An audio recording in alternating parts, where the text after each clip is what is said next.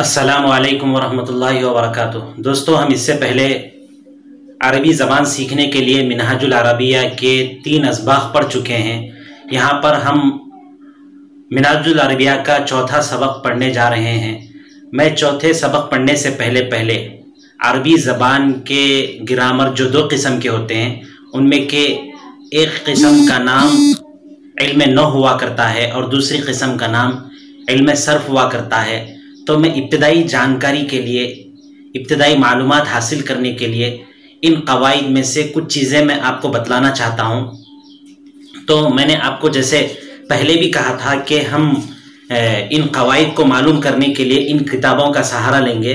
तो देखिए, ये आसान नहव है जो हज़रत मौलाना मुफ्ती सईद अहमद साहब पालनपुरी रहमहुल्लाह की तरतीब शुदा किताब है ये। तो इस किताब के ज़रिए से मैं कुछ कवाइद आज आपको सबक के शुरू करने से पहले मैं बतलाऊँगा, जो बिल्कुल और सहल ज़बान में अपने अंदाज में कहूँगा। जो कवाइद जिस अंदाज में किताब में लिखे हुए हैं उस अंदाज से नहीं बतलाऊँगा। तो देखिए, यहाँ पर कुछ चीज़ें आपको जाननी ज़रूरी हैं। इब्तिदाअन चंद चीज़ें मैं आपको बतलाता हूँ। तो देखिए, एक इल्म नहव होता है। इल्म नहव किसको कहते हैं? तो इल्म नहव वह इल्म है जिसके ज़रिए से कलिमात को, वर्ड्स को आपस में जोड़कर सेंटेंस बनाने का तरीक़ा मालूम होता है और हर वर्ड, हर लफ्ज़ के आखिर में जो एराब होता है, ज़बर ज़ेर पेश जो होते हैं, उन ज़बर ज़ेर पेश को लगाने का तरीक़ा इल्म नहव के ज़रिए से मालूम होता है। तो इल्म नहव के ज़रिए से एक सेंटेंस, एक जुमले के अंदर जितने अल्फाज, वर्ड्स होते हैं, उन अल्फाज और वर्ड्स को आपस में जोड़ने का तरीक़ा मालूम होता है और हर लफ्ज़ और हर वर्ड के आखिर में ज़बर ज़ेर पेश एराब लगाने का तरीक़ा इसके ज़रिए से मालूम होता है। तो देखिए, आदमी की ज़बान से जो भी चीज़ निकलती है उसको अरबी में लफ्ज़ कहते हैं और इंग्लिश में उसको वर्ड कहते हैं। जो भी ज़बान से निकलता है, अगर वो ज़बान से निकलने वाली चीज़ अगर किसी माना की, किसी मफ़हूम की हामिल होती है तो उसको लफ्ज़ मौजू कहते हैं, वरना उसको लफ्ज़ मुहम्मल कहते हैं। यानी बामाना लफ्ज़, मतलब वाला लफ्ज़ जिसके ज़रिए से कोई माना और मफ़हूम समझ में आता है तो उसको लफ्ज़ मौजू कहते हैं। और अगर उसके ज़रिए से कोई मतलब समझ में नहीं आता है तो उसको लफ्ज़ मुहम्मल कहते हैं। जैसे हम उर्दू ज़बान में चाय वाय कहते हैं, तो चाय का तो मतलब होता है लेकिन वाय का कोई मतलब नहीं होता है, तो वाय मुहम्मल है और चाय ये मौजू लफ्ज़ है। तो देखिए, ये जो अल्फाज होते हैं, एक लफ्ज़ को जोड़कर सेंटेंस बनाया जाता है। जब लफ्ज़ एक होता है तो उसको मुफरद कहते हैं, जब अल्फाज ज़ायद हो जाते हैं तो उसको मुरक्कब कहते हैं। तो आपको सबसे पहले तो ये मालूम करना है कि एक लफ्ज़ होता है, उन्हीं अल्फाज से जुड़कर जुमला बनता है। तो लफ्ज़ जब अकेला होता है तो उसको मुफरद कहते हैं और जब अल्फाज एक दूसरे से जुड़ जाते हैं तो जुड़ने के बाद उसको मुरक्कब कहते हैं। तो जो लफ्ज़ होता है उसी लफ्ज़ को, लफ्ज़ मुफरद को, जो एक लफ्ज़ होता है, जो एक वर्ड होता है, उसी को अरबी में कलिमा भी कहा जाता है। जो मुफरद होता है, जो एक वर्ड होता है, एक हर्फ होता है, एक लफ्ज़ होता है, जो बा माना होता है, जो मतलब वाला होता है, उसी को अरबी में कलिमा भी कहते हैं। और कलिमे की 3 किस्में हैं। कलिमे की 3 किस्में हैं, लफ्ज़ की 3 किस्में हैं, बामाना लफ्ज़ की 3 किस्में हैं, मुफरद की 3 किस्में। आप जो भी सेंटेंस बनाएंगे, जो भी जुमला बनाएंगे, तो जो भी वर्ड्स आप जुमला बनाने के लिए इस्तेमाल करेंगे तो उसमें 3 ही चीज़ें होती हैं। या तो उसके अंदर इस्म होता है, यानी नाम होता है। इस्म का मतलब होता है नाम होता है, किसी जगह का नाम हो या किसी शख्स का नाम हो तो उसको इस्म कहते हैं। और कलीमे की जो दूसरी किस्म होती है वो फ़ेल है। फ़ेल कहते हैं काम को, और काम जो किया जाता है, काम करने के 3 ज़माने होते हैं। उसी को अरबी में माजी, हाल, मुस्तक़बिल कहते हैं। माजी कहते हैं गुज़रे हुए ज़माने में कोई काम करना, और हाल कहते हैं मौजूदा ज़माने में कोई करना, मुस्तक़बिल कहते हैं आइंदा ज़माने में कोई काम करना। मिसाल के तौर पे कतबा के माने अरबी में आते हैं लिखने के। कतबा माने उसने लिखा गुज़िश्ता ज़माने में। यक्तुबु माने وہ فی الحال لکھتا ہے یا آئندہ زمانے میں لکھے گا. اور ایک جو ورڈس کے اندر جو کلمے ہوتے ہیں، جو لفظ ہوتے ہیں جن کے ذریعے سے جو جملہ بنتا ہے، الفاظ کے ذریعے سے جو جملہ بنتا ہے، ورڈس کے ذریعے سے جو سنٹینس بنتے ہیں، اس کے اندر 3 ہی چیزیں ہوتی ہیں. اصل جو لفظ ہوتا ہے جس کو کلمہ کہتے ہیں، اس کی 3 قسمیں ہیں: اسم، فعل، حرف. یعنی جتنی عربی ہوتی ہے، عربی زبان ہوتی ہے، وہ عربی زبان میں 3 ہی قسم کے الفاظ ہوتے ہیں: اسم، فعل، حرف. اسم نام کو کہتے ہیں، خواہ کسی شخص کا نام ہو یا جگہ کا نام ہو. فعل کام کو کہتے ہیں، اور فعل جو ہوتا ہے، جو کام ہوتا ہے، یا تو گزشتہ زمانے میں ہوتا ہے، یا تو موجودہ زمانے میں ہوتا ہے، یا آئندہ زمانے میں ہوتا ہے. تو اسی کو ماضی، حال، مستقبل کہتے ہیں. حرف کہتے ہیں اس لفظ کو جس کے ذریعے سے ان سنٹینس کو جوڑنے کا کام لیا جاتا ہے. یعنی یہ جو فعل ہیں اور اسم ہیں، ان کو آپس میں جوڑنے کے لیے جو ہوتے ہیں، جو جوڑنے کا کام کرتے ہیں، اسی کو حرف کہتے ہیں. جیسے آپ کو جو ہے ابھی کچھ دیر چل کر 1-2 سبق کے بعد من مانے سے، الا مانے تک، علا مانے پر، مطلب مثال کے طور پہ من البیتی الی المسجدی، مسجد گھر سے مسجد، من البیتی من سے، بیت گھر، من البیتی گھر سے، الی المسجدی مسجد تک. تو گھر سے مسجد تک. اب اس میں آپ کو میں بعد میں بتلاؤں گا اس کے سلسلے میں. اب جو آپ کو سبق پڑھنا ہے، اس سبق کے سلسلے میں ایک بات یہاں پر یہ جان لیں کہ جو الفاظ ہوتے ہیں، جتنے بھی لفظ ہوتے ہیں، جتنے بھی ورڈز ہوتے ہیں، یا تو وہ جانے پہچانے ہوتے ہیں، یا ہم اس کو جانتے پہچانتے نہیں ہوتے ہیں. اگر وہ جانے پہچانے ہوتے ہیں تو اس کو عربی میں معرفہ کہتے ہیں. یعنی جو اسم متعین ہوتا ہے، جو اسم متعین ہوتا ہے، جو نام متعین ہوتا ہے، اور جو نام متعین نہیں ہوتا ہے. جو متعین ہوتا ہے، جو پہچانا ہوا ہوتا ہے، جو جانا ہوا ہوتا ہے، تو اس کو معرفہ کہتے ہیں. اور جو غیر جانا ہوا ہوتا ہے، جو خاص نہیں ہوتا ہے، جو انجانا ہوتا ہے، اس کو نکرہ کہتے ہیں. تو آپ کو اس سلسلے کے پورے قواعد بھی میں آہستہ آہستہ بتلاؤں گا. ابھی فی الحال آپ کو یہ سبق پڑھنا ہے، تو آپ اس سبق کو دیکھیے کہ یہاں پر دیکھیے. اب یہاں پر آپ کو اس سبق میں معرفہ اور نکرہ بتایا جا رہا ہے. معرفہ اور نکرہ 2 چیزیں یہاں پر بتائی جا رہی ہیں.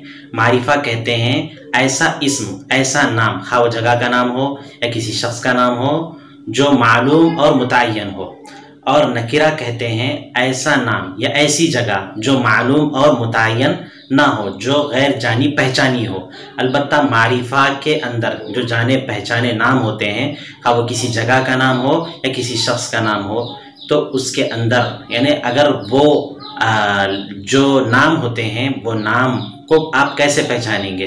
تو جو اشخاص کے نام ہوتے ہیں، جو جگہوں کے نام ہوتے ہیں، اس کے اندر تو الف لام نہیں آتے ہیں. اس کے علاوہ جتنے بھی نام ہوتے ہیں اس کے اندر الف لام آتا ہے، تو اس کے ذریعے سے معلوم ہوتا ہے کہ معرفہ ہے. اور اگر اس کے اندر الف لام نہیں ہے، اور وہ ناموں کے علاوہ، لوگوں کے نام، جگہوں کے نام کے علاوہ ہے، اس کے اندر الف لام نہیں ہے، اور اس کے اندر اخیر میں تنوین آ رہی ہے، 2 زبر 2 زیر 2 پیش آ رہے ہیں، تو اس کا مطلب یہ ہے کہ وہ نکرہ ہے. تو دیکھیے کہ یہاں پر جو الفاظ بتائے جائیں گے، اگر الف لام ہے تو مطلب یہ ہے کہ وہ معرفہ ہے، یعنی وہ جانا پہچانا ہوا خاص لفظ ہے، وہ متعین لفظ ہے. اور اگر اس کے اندر الف لام نہیں ہے، بلکہ اس کے اندر 2 زبر 2 زیر 2 پیش آ رہے ہیں اخیر میں، تو اس کا مطلب یہ ہے کہ وہ نکرہ ہے. تو معرفہ کے اندر الف لام داخل ہوتا ہے اور اس کے اندر تنوین نہیں ہوتی ہے. نکرہ کے اندر الف لام داخل نہیں ہوتے ہیں، اس کے اندر 2 زبر 2 زیر 2 پیش آتے ہیں. جیسے آپ پہلے سبق تو پڑھ لیجئے، میں اس کی کچھ مثالیں. ٹھیک ہے دوستو، اب ہم یہاں پر اس کے بعد ہم یہ سبق کو دیکھتے ہیں. تو سبق میں دیکھیے پہلا لفظ ہے کتابن. پہلا لفظ ہے کتابن بغیر الف لام کے تنوین کے ساتھ.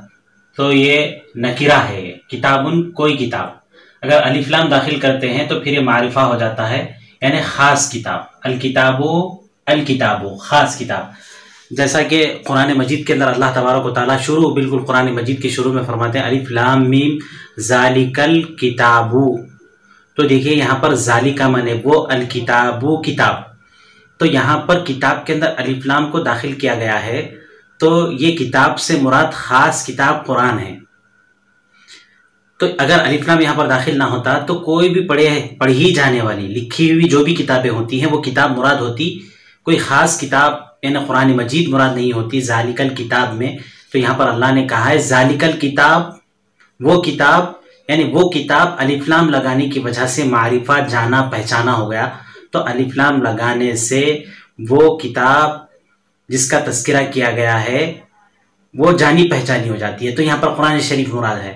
تو یہاں پر اس کا ترجمہ کریں گے کتاب کوئی کتاب، الکتاب خاص کتاب، قرآن کوئی قرآن، القرآن خاص قرآن۔ الف لام لگائیں گے تو خاص کا ترجمہ کریں گے، بغیر الف لام کے قرآن مانے کوئی بھی پڑھی جانے والی قرآن، القرآن مانے خاص قرآن جو اللہ تبارک و تعالیٰ کی نازل شدہ ہے، درسن کوئی سبق، الدرس خاص سبق، دین کوئی دین، الدین خاص دین، دین یعنی کوئی بھی دین ہو سکتا ہے، الدین الف لام لگائیں گے تو خاص ہو جائے گا، اس سے مراد مثلا دین اسلام ہو جائے گا، بیتن کوئی گھر، کوئی بھی گھر مراد ہو سکتا ہے، البیت اب اس کے بعد خاص گھر ہو جائے گا، کسی ایک خاص گھر کے بارے میں کہا جا رہا ہے۔ تو اب یہاں پر اس کا ترجمہ کرنا ہے البیت خاص گھر، الولد خاص لڑکا، الکتاب خاص کتاب، الورق خاص ورق خاص پتا، الجمل خاص اونٹ، الجمل خاص اونٹ، الفرس خاص گھوڑا، الحمار خاص گدھا، القرد خاص بندر، الکلب خاص کتا، الدرس خاص کتاب۔ تو دیکھیں یہ جتنے الفاظ ہیں ان سارے الفاظ میں الف لام یہاں پر داخل کر دیا گیا ہے۔ تو الف لام داخل کرنے کے بعد یہ معرفہ ہوتے ہیں۔ اس کے بعد میں جتنے بھی یہ الفاظ ہیں اس میں یہ کہنے کا مطلب یہ ہے کہ البیت جب کہیں گے تو کوئی خاص گھر ہوگا، سو پورے عام گھر مراد نہیں ہوں گے، الولد کہیں گے تو کوئی خاص لڑکا مراد ہوگا، الکتاب کہیں گے تو کوئی خاص کتاب مراد ہوگی، سب کتابیں اس میں شامل نہیں ہوں گی، الورق کہیں گے تو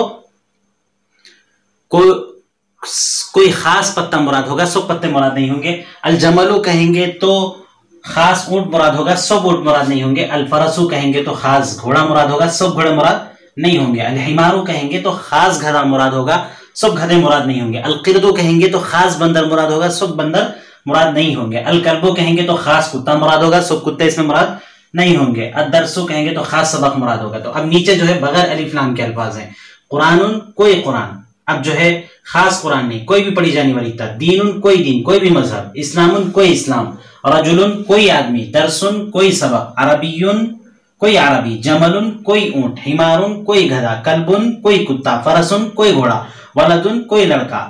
تو الف لام داخل کریں گے تو خاص مراد ہوگا، خاص کتا، خاص گھوڑا، خاص اونٹ، خاص بندر، خاص اسلام، خاص دین۔ لیکن جب الف لام داخل نہیں کریں گے تو عام مراد ہوگا، کوئی بھی گھوڑا ہو سکتا ہے، کوئی بھی قرآن ہو سکتا ہے، کوئی بھی دین ہو سکتا ہے، کوئی بھی اسلام ہو سکتا ہے، کوئی بھی سبق ہو سکتا ہے۔ تو اب اس کے بعد دوستوں ہم تمرین ہے، ہم کتاب کے سبق کے ساتھ تمرین کو ہم کتاب میں پڑھیں۔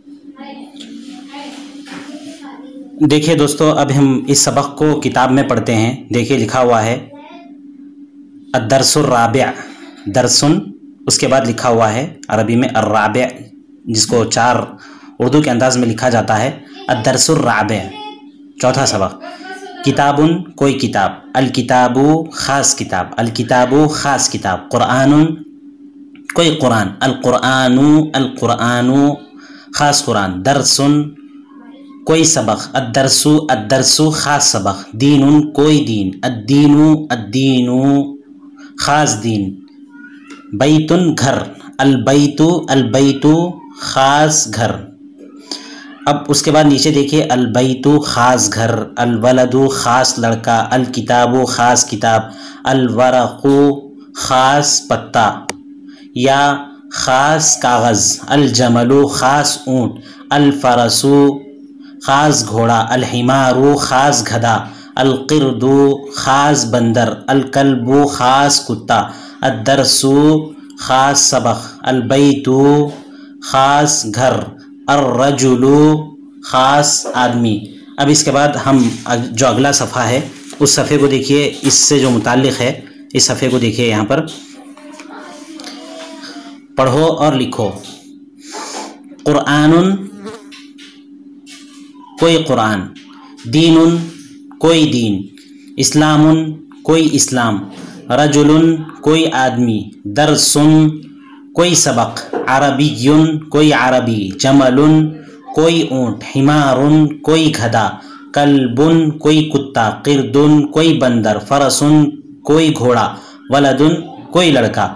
اب اس کے بعد یہ جو نیچے جو تمرین ہے، اس تمرین میں معرفہ اور نکرہ کے الف لام داخل کر کے بغیر الف لام کے آپ کو فرق کرنے کے لیے مختلف الفاظ دیے جائیں گے جس کا آپ کو ترجمہ کرنا ہے۔ تو دیکھیے، الدرس الف لام داخل ہے، اخیر میں تنوین نہیں آئے گی، الدرس صرف پیش آئے گا، الدرسن نہیں کہیں گے، اس کا مطلب ہوگا الدرس خاص سبق۔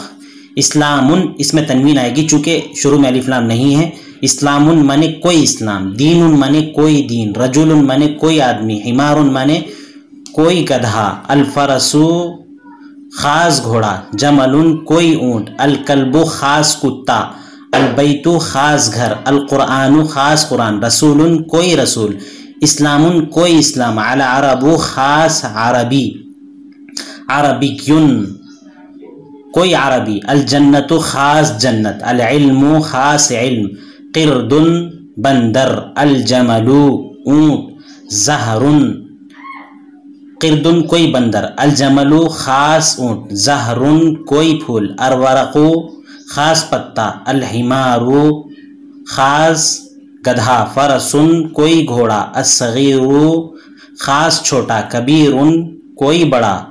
تو یہ الفاظ ہیں، اس کا آپ کو ترجمہ کرنا ہے اور معرفہ اور نکرہ کو سمجھنا ہے۔ اخیر میں دوستو آپ سے یہ بھی گزارش ہے کہ آپ ہم جو ویڈیو بنا رہے ہیں اس ویڈیو کے سلسلے میں نیچے میں اپنے کمنٹ کریں، اپنی رائے